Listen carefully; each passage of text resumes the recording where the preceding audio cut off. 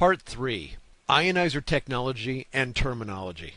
Unlike many of the water ionizer companies, we are not going to try to dazzle you with a bunch of impressive sounding technological terminology.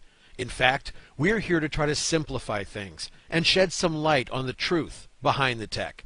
Because this is a new technology to this market, most American consumers are not familiar with ionization terminology. Predatory sellers know this and try to use it to their advantage. They try to complicate things by making them seem more technical and advanced than they actually are or need to be.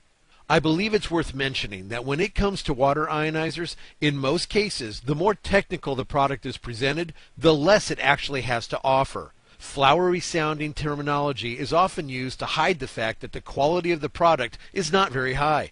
Consumers deserve more than impressive sounding terms. They deserve impressive performing products.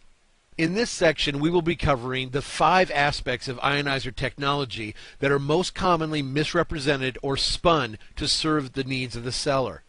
The first are the electrodes or plates, which are the engine of a water ionizer. The construction, size, and number of plates are extremely important, as all of these directly affect the quality of the ionized water produced by the machine. Water becomes ionized as a result of physical contact with the electrified plates. So the total surface area of the plates, which is created by the size and construction, plays an important role in the ionization process. The plates are typically made of platinum-coated titanium, which explains the higher selling price of the better quality ionizers using larger solid plate construction. There are basically 3 types of plates: solid, slotted, and mesh.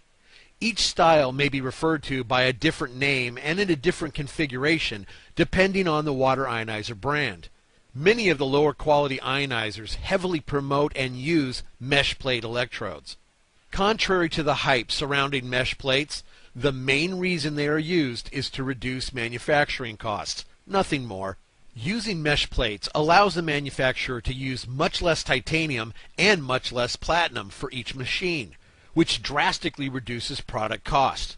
Unfortunately, it also drastically reduces the product quality and effectiveness. Sellers try to convince consumers that mesh plates are used because they are more effective, not because they are less expensive.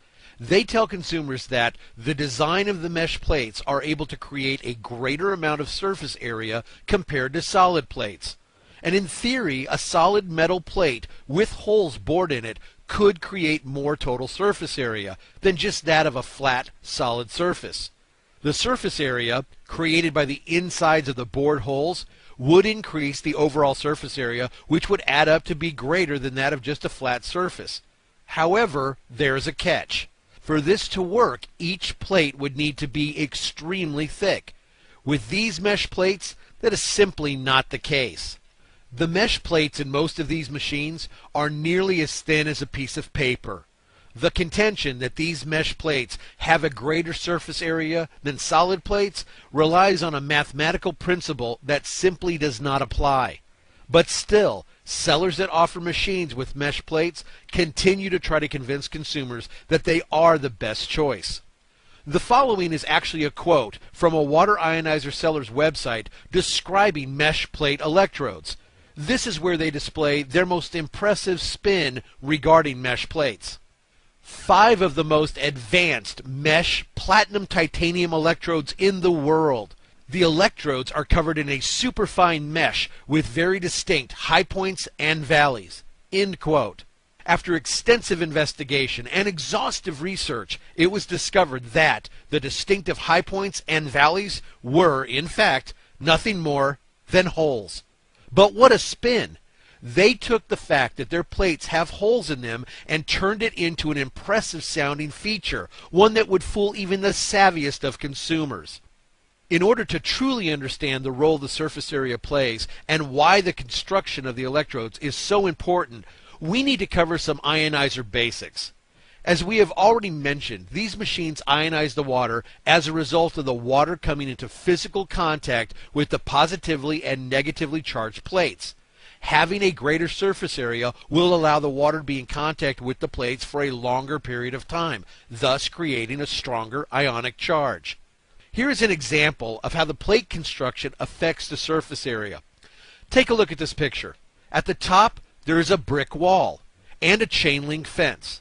At the bottom, a solid and a mesh plate.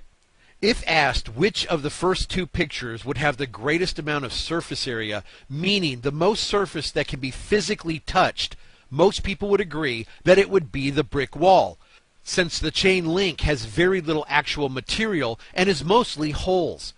Even if the chain link fence were 10 times bigger than a brick wall, it would still not have a greater physical surface area.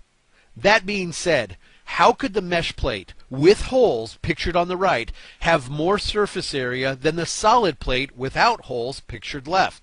Since the mesh plate is nearly paper thin, it cannot and it does not. Even if the size of the plates were identical, the holes end up depleting the total surface area, making it roughly half that of an equally sized solid plate. This is simple mathematics. However, as you can see by an actual side-by-side comparison picture of these plates, they are not the same size. In fact, the mesh plate is actually smaller, which means the solid plate would have an even greater amount of total surface area. Since total surface area is such an important factor in the creation of ionized water, it is vital that consumers consider the dimensions of the plates and their construction, solid, mesh, or slotted. If they are mesh or slotted, consumers need to find out if the reported surface area has been adjusted to reflect the negative space created by the holes or slots.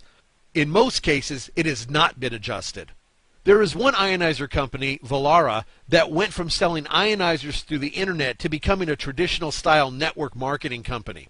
We only mentioned Valara because their ionizers use a very odd electrode configuration that seems more like a selling gimmick than a functional feature. It is called direct disk ionization. Since we are talking about both plates and surface area, it seemed the right time to cover this. As you can see, the Valara disc plates at the bottom of the image are much smaller when compared to the plates of another ionizer brand at the top. When we conducted our own independent test of the water produced by the Valara ionizer, the properties were extremely unstable, the flow rate was extremely slow, and the machine kept turning itself off after about 10 minutes of use, even though their water-cooled power supply is promoted as being able to handle continuous water production. When the Valara machine was taken apart, we discovered that the housing was not waterproof, nor were the electrical connections.